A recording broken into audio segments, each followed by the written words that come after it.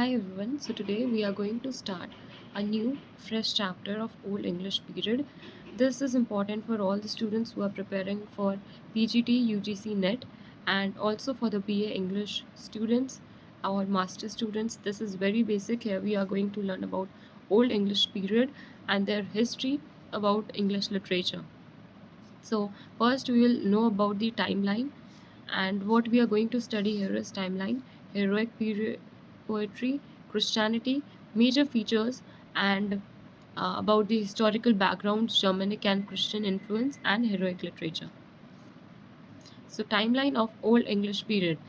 We have learned that Anglo-Saxon was the starting period of Old English period and it ended with the Norman conquest. In between of these timelines we have to see that major events happened, like the major event which is very important according to the uh, exam perspective is 597 AD. That was Saint Augustine arrived. His arrival was important because this was the major period when paganism changed to Christianity. This we will learn afterwards, but here we need to focus on timeline, which was from 450 AD, started from Anglo-Saxon settled in Britain to 1066 AD and ended with Norman conquest. So this was the whole timeline, and what you need to focus is 597 AD and 871 to 899 AD, reign of King Alfred period. So these two are the major one. Then Germanic influence. Old English literature developed from Germanic tradition. It was Anglo-Saxon. We need to understand what was Anglo-Saxon. So Anglo-Saxons were a group of Germanic tribes who moved from northern part of Germany to Britain, England, after England opened their border and welcomed them, for the people who are influenced with their culture. Okay, so Anglo-Saxons were the Germanic tribes, which includes Angles plus Saxons plus Jutes. So these three were different tribes. Now Germanic influence, that's why there is Germanic influence on Anglo-Saxons, because Old English literature developed from Germanic tradition. English literature was some part of Latin influence and French afterwards after the Norman conquest, but Germanic influence was the major one, which includes courage, loyalty towards king, honor, strength, fame, and supernatural forces. They were a fond believer of supernatural creatures, supernatural forces, supernatural energy, and they used to worship the good and the evil energy both. Now the heroic code was very important, because we will understand this by the help with the help of example in our further books, example of books. Now we need to understand the heroic code. Loyalty to the Lord, this we will see in our further video. Bravery in battle, protection of the tribe, revenge for dishonor, search for lasting fame. So loyalty, bravery, and honor were their three main heroic code which they used to follow. And then now coming towards the Christianity, the very important part, as I said you, as I mentioned earlier also, that 597 AD is most important timeline that you should remember, and you should mention it eh, in any of the answer which has been asked about the Old English literature in your examination, in your paper. Saint Augustine arrived in England. What was his motive to arrive to reach England? Was that he came England to convert the majority of the people of England into Christianity, and then that turned the whole period, that turned the whole social, economic, philosophical, and everything changed after that. Okay, so Saint Augustine arrival was very important. Monasteries were established, learning and writing increased, Latin influence became more important. Now I'll explain all the points. Religious themes entered literature, old stories were preserved by monks. So monasteries were established in order to increase the Christianity. So that was the reason behind establishing monastery, because the main motive of St. Augustine arrival was the conversion of people into Christianity. And then learning and writing increased. Let me tell you one most key important point, that learning and writing increased, but most of the religious writings were being done, like Bible and all. Religious sermons, and heroic, as I said, about the supernatural powers. These three writings were the increased. Other than that, no else writing could be find of that time. Loyalty towards king were one of them. And then Latin influence became important because Latin was the beginning, was the root of English literature. After that, Germanic tradition came, and then the influence get mixed. After that, the French, then English became the modern. That is something else we'll get to see in our forward lectures, but this was the main theme. And then see, the religious themes entered literature, and the religious theme, that means Christianity, entered the literature, and it was one of the major topic to be written and to be read during those period. Old stories were preserved by monks. The all the stories which were written by that time were kept by monks, mostly the Christian monks and not the paganist. Then now the pagan and Christian ideas together. Let me clear one of the most important uh, debate on this, or the most important confusion which children get into, that paganism was the uh, native religion, or I could say the native belief of the people living in England. Christianity came after the Saint Augustine arrived to England. So paganism was the root, and Christianity was further established by the Anglo-Saxons after that. So paganism means that following only one god, which is the mostly the supernatural powers, and paganism means following so many gods, like not only one single god, but believes on more than one god, so several gods. So, but Christianity is different. That in Christianity only one god is to be worshipped, that is Jesus. So that was the difference. Germanic pagan may we can see that heroic values were there. Pagan tradition, fate were something which were highly believed by the people of England. And then Christianity came, and Christianity talked about morality. They teached biblical references. Mostly the Bibles were published, and people were reading about the divine power of Jesus, and and they started worshipping a single God. But the difference between paganism and Christianity is most common, and they are mostly asked in most of the exams. So this is very important point. Then what about the major works were there? Beowulf. Beowulf is the most important thing which we will read as a which we will read most depth about Beowulf. But Cadamon's hymns were also important. The Dream of Rode, The Wanderer, The Seafarer, The Battle of Malden, work associated with Bede. Bede is not a book, but it's a writer's name, and Bede used to write several things about religious riddles and everything. So what's the major theme of these all works were heroic poetry, as I said you, religious poetry, elegy. Elegy is something related to sadness, or uh, mourning, or something about death, something about sadness. Okay. Then historical writings.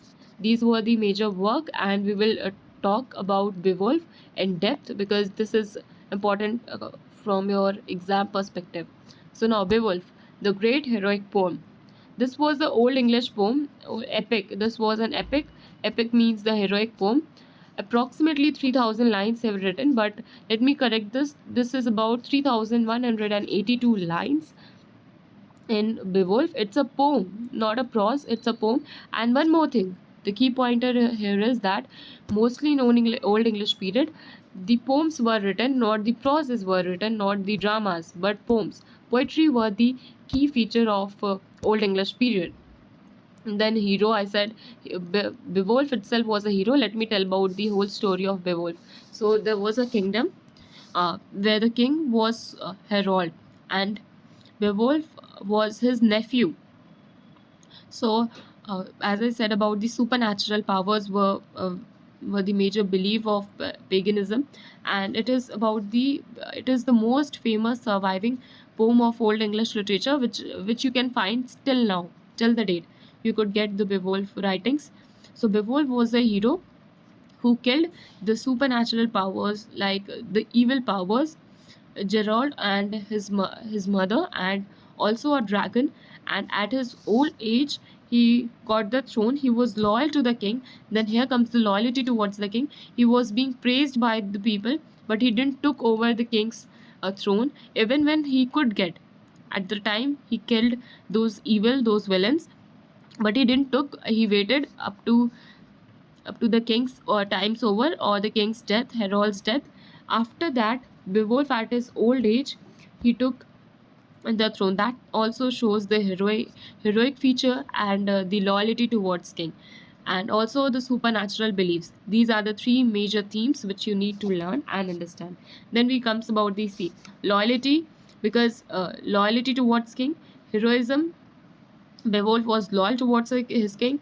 He was courageous because he killed the supernatural creatures, which are different from the human creatures, and they are much more stronger. But Beowulf, as a hero, he killed those people. He killed those evil, so he became the most powerful and being praised and preached by the people.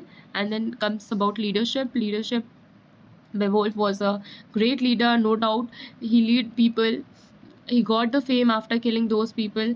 He got the mortality, because uh, Beowulf is still being praised and still being preached by the people of England, uh, mostly the tribal people. Then fate and good versus evil. Then we comes about the features of heroic poetry. These are, I think you must have got it till now, that you must have learned all those things, that strong and brave heroes, battle and dangerous enemies, loyalty between lord and warrior, supernatural creatures, importance of reputation, oral storytelling. Yes, one more thing, because we are talking before the period of 1066 AD, there were no printing press which could publish books, so it was all through the oral form. That's why we could see the distinction between some of the Beowulf stories and some of the, this is due to the oral storytelling, and also about the, because when you say something, say a story orally, it gets uh, manipulated after every speaks. Okay, if I'm saying something to you, you will say the same thing to the other person but in different way, and that will go further, and this will completely change the story. Like main crux will remain same, but other parts will get changed. So that's the thing. So I think you must have learned all those features till now, because this is very easy. I think so, because strong, bravery, courage, loyalty towards king, warrior and what king's relationship, then supernatural powers, religious beliefs, old tradition, paganism, Christianity. This is the whole theme of Old English literature, and you need to elaborate and write it down. There's nothing else you need to worry about, or you need to learn something. There is no rotting culture. I'm telling you, no need to rot. You just need to understand what the whole crux of the story is. Read it like a story, because it's a history, not your not a formulas and all. It's a history. You need to understand the story, and you need to write. Okay, there are some dates which you need to learn, but that is something part of the story. You don't need to put an extra effort to learning about something, big dates and all. So this was the whole crux of the story. Now we need to learn about the style of Old English poetry. See, alliteration, causure, strong rhythm, cannings, repetition, oral performance. These all what I have explained. Alliteration means the repetition of the same letters one after another. If you will read someday about Beowulf, or you will read about the story of Beowulf, you will find that there is so much alliteration in those themes. These are not so important from your examination perspective, because these are only for your understanding. Okay, so we need to skip this. Then Christianity and Old English writing. These are the most famous writings, but other than this, these are the mixtures of uh, Old English writing. These are not the pure form of English writing, but Beowulf is the pure form of English writing which we could still find. Then Old English prose were also there. Sermons, as I said, sermons, historical records, religious instruction, translation from Latin, medical and legal writings. These were the major topics to write. And also about the King Alfred, as I talked about, he played a major role because he was the one who encouraged education and translation into Old English. And then characteristics of Old English period: heroic spirit, strong religious influence, paganism plus Christian. This is the whole crux of what I have explained you before. You just need to go through it once, and these are the major points which you need to learn as from the examination perspective about the Old English period, approximately about 450 AD to 1066 AD. And then one of the most important thing which I don't think it's there in the PPT, maybe I missed it, but I'm telling you that major dialects of Anglo-Saxon period. So it is very very important. Mark it that I'm giving you the major dialects. I have said you about the King Alfred, no? His favorite dialect was West Saxon dialect. So I'm telling you four dialects. There were four major dialects of Anglo-Saxon period which were followed. Northumbrian period, which was spoken mostly on North England. Then Mexican, which was spoken on Middle England. West Saxon, which was spoken on South and Southwestern part. And then Kentish, the last dialect which was spoken on Southeastern. And I talked about King Alfred, that King Alfred played a major role as he encouraged education and translation into Old English. And also he wrote everything in West Saxon dialect, which was mostly spoken in southern and southwestern part of England. So this was the most important thing about the dialect. And uh, let me talk about these major work. I'll explain something about you. The like Cadmus hymns is there, no? So Cadmus hymns is are traditionally regarding as the earliest known English poet. It is associated with the monasteries at Whitby praising gods and creators. This is the whole theme of that. Then Battle of Malden is there, where Old English. It is also a Old English poem, heroic poem, where we could see the how warriors fought with the courage, and they fought really well.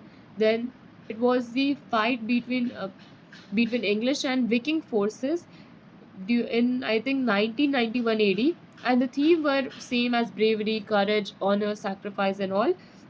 Then the seafarer is there. You can describe in 1 to 2 lines if you want to learn, but these are not so important from your examination perspective. Then seafarers talks about the hardship of life at sea. The Exeter book talks about the important surviving collection of English poetry.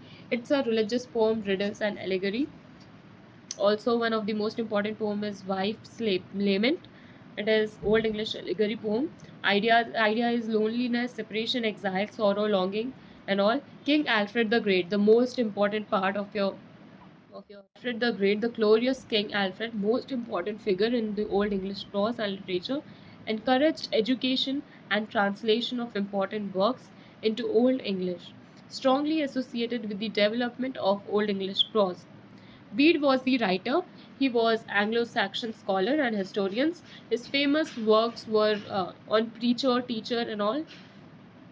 His writings were in Latin, not in English. Provides important information about the history and conversion of England. So this was your whole chapter. I hope you understand the whole thing, and thank you for watching the video.